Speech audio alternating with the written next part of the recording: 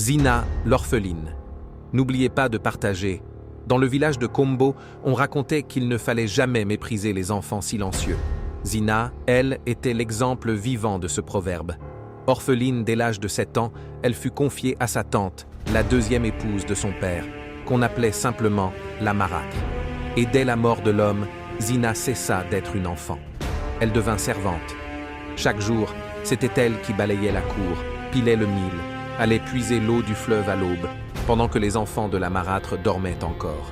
Si elle pleurait, elle était battue. Si elle se taisait, elle était traitée de sorcière. Tu as les yeux des morts, lui lançait-on parfois. Mais Zina ne répondit jamais. Elle priait seule le soir près du baobab du village, en pleurs. Je ne sais pas pourquoi je suis née. Papa, maman, pourquoi vous êtes partis? Disait-elle. Les années passèrent. Zina grandit, belle, fine, les yeux profonds, une peau sombre et lumineuse, mais toujours pauvre, toujours invisible. Jusqu'au jour où une grande nouvelle bouleversa le village. Le fils du roi, héritier du trône, était de retour après des années en ville. Et selon la tradition, il devait épouser une fille du village, choisie non pour sa richesse, mais pour la pureté de son cœur.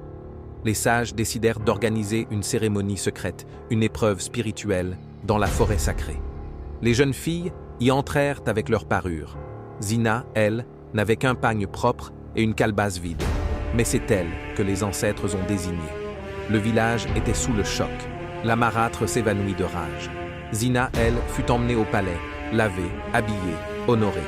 Quelques lunes plus tard, elle devint la reine de Kombo. Et là, le miracle ne fut pas seulement dans la couronne. Zina fit créer une école pour les enfants du village et une orphelinat pour les enfants orphelins. Et chaque semaine, elle allait visiter les enfants de l'orphelinat. Mais la vie tourne. Un matin, une femme vêtue de haillons se présenta aux portes du palais. Ses pieds étaient nus, ses cheveux couverts de poussière. C'était la marâtre. Elle s'agenouilla, pleurant, la tête basse. « Pardonne-moi, Zina.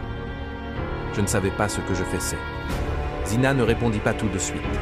Elle la fit entrer, lui offrit de l'eau, puis dit « Tu m'as donné la douleur, j'ai fait pousser la force.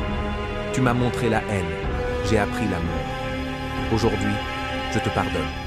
Pas parce que tu le mérites, mais parce que moi, je mérite la paix. » Depuis ce jour, Zina est appelée non seulement reine, mais Zina la miséricordieuse. Abonnez-vous.